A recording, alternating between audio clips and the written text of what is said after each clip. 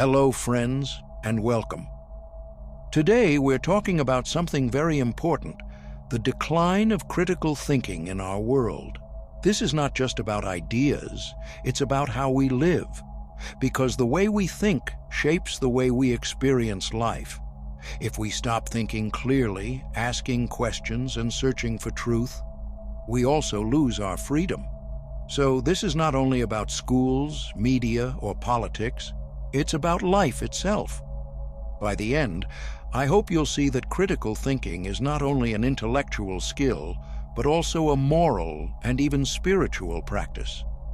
Let's begin with a question. What is critical thinking? It's not just about being smart, it's the habit of asking, is this true? How do we know? What's the evidence? Could I be missing something? It means doubting your own assumptions. It means being willing to change your mind when the facts show something new. It means having patience to sit with uncertainty instead of rushing to easy answers. As Carl Sagan said, science is not just knowledge, it's a way of thinking. Critical thinking is the same. It's not about knowing everything, but about knowing how to think. But here's the problem. Today, we are losing this ability. We live in a world full of endless information. At first, that sounds like a blessing, but too much information overwhelms us. When we feel overloaded, we stop thinking deeply.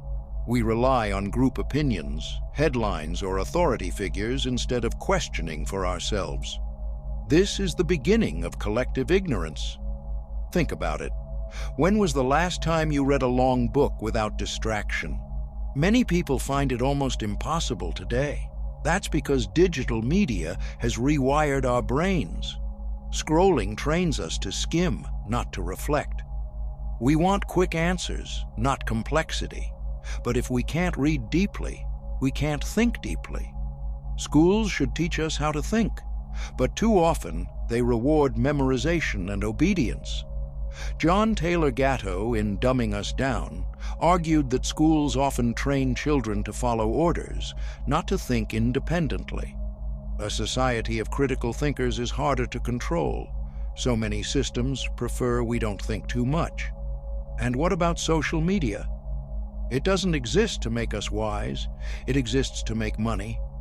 Algorithms don't care about truth, they care about attention. Outrage, fear, and anger grab attention, so those emotions are amplified. This traps us in echo chambers where we only see what confirms our beliefs. On top of that, our brains have natural biases. Daniel Kahneman explained that we prefer fast, emotional thinking over slow, careful thinking. This makes us prone to mistakes and groupthink. Combined with algorithms and media manipulation, it becomes very dangerous. Critical thinking is hard because it's uncomfortable. It forces us to face the possibility that we are wrong. It may even separate us from our social circles. Erich Fromm once said many people fear freedom because freedom requires responsibility. In the same way, many fear critical thinking because it requires courage.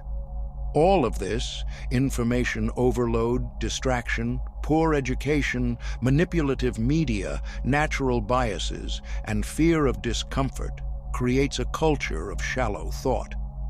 Outrage replaces knowledge, popularity replaces truth, convenience replaces wisdom. This is what philosophers call collective stupidity. Not because people are dumb, but because society encourages us not to think for ourselves. But here's the deeper truth. Critical thinking is not just an intellectual act, it's a moral and spiritual one.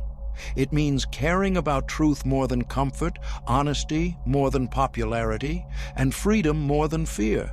So, how do we resist this decline? Practice deep reading. Spend time with books and long essays. Train your patience. Limit digital overload. Choose quality over endless scrolling. Question authority. Don't just accept what's said because it comes from power. Challenge yourself. Expose yourself to opposing ideas. Embrace discomfort.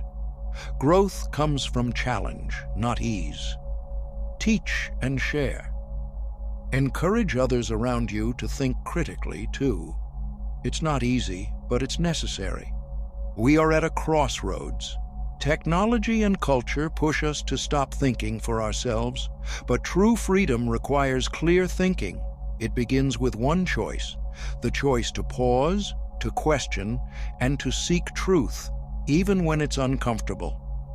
Because real freedom does not come from doing what everyone else does. Real freedom comes from thinking for yourself. And remember this, thinking for yourself doesn't mean rejecting everything.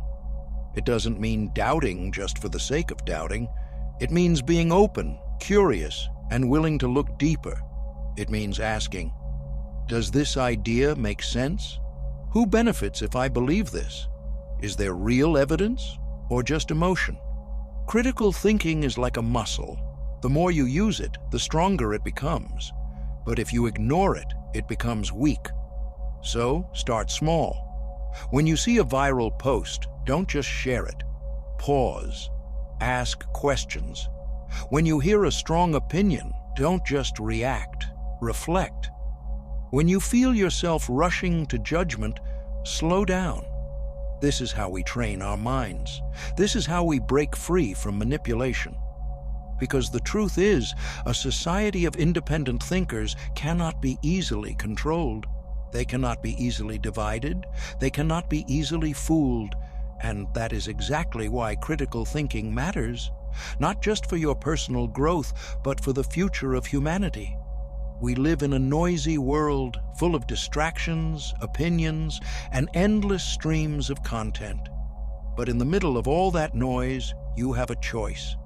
The choice to think clearly, the choice to seek truth, the choice to stay free. So the next time you feel pressure to go along with the crowd, remember, real freedom is not found in comfort. Real freedom is found in clarity. And clarity begins with courage, the courage to think for yourself. Thank you for listening, my friends.